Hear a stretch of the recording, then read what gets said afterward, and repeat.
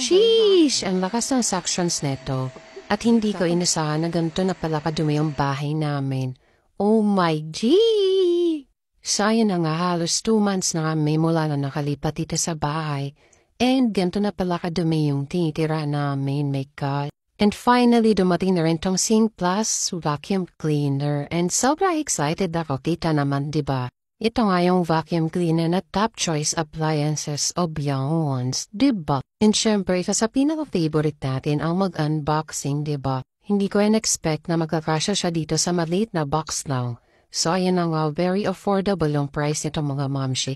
Sa halagang 800 plus pesos, meron ka ng aesthetic na vacuum cleaner. Take note mga beshi bells, 1-year warranty and replacement pa yan mga beshi bell.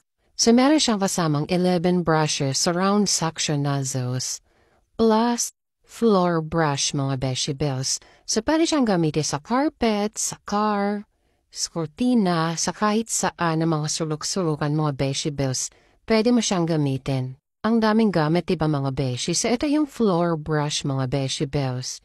And pwede mo itong gamitin sa carpet, sa hardwood, or pwede rin sa bed, sa sofa, pwede kahit saan mga beshi bells.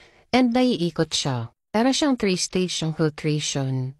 Una yung HEPA F8, yun yung filter niya, and then cyclone filter, plus yung air outlet sponge niya. So makikita nyo dito maliit lang to pero grabe ang lakas ng suctions niya mga beshi bells. Sabi nga ng iba dito, strong but terrible daw to.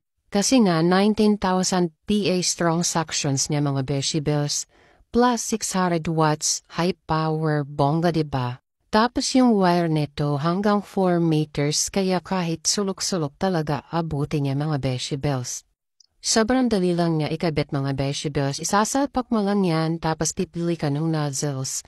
Tapos ayan, syempre una kong ginamit dito is yung floor brush. Ayan, so try ko siya dito sa carpet namin. And hindi ako makapaniwala na ganito nakadumi yung carpet namin. Kung tutuusin, 2 weeks pa lang namin itong nagagamit. Pero my God, sobrang dumi, sobrang daya pa na alikabok. Kaya pa naman nadas akong pinipimples kasi sobrang dami ng alikabok. Imagine, ganyan kadumi pala yung unit namin. And hindi siya talaga kaya ng balis-walis lang ng mga beshi bells. My God talaga, grabe, sobra talaga akong Sayang pinilitan ko siya ng nozzle, ginamit ko naman yung brush para dito sa mga sofa. So ayan, napakita yung may mga bigis-bigis pa sa loob.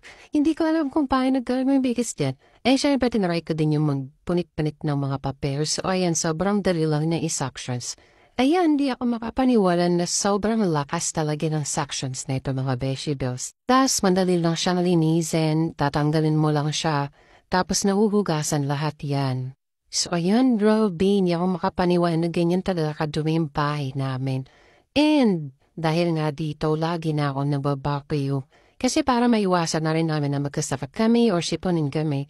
Especially meron kaming alagang baby dog. So ayan, hindi pala ito malakas sa kuryente mga beshi bells. Kaya pasok talaga ito sa atin. So kung gusto niya rin nasa yellow basket, kaya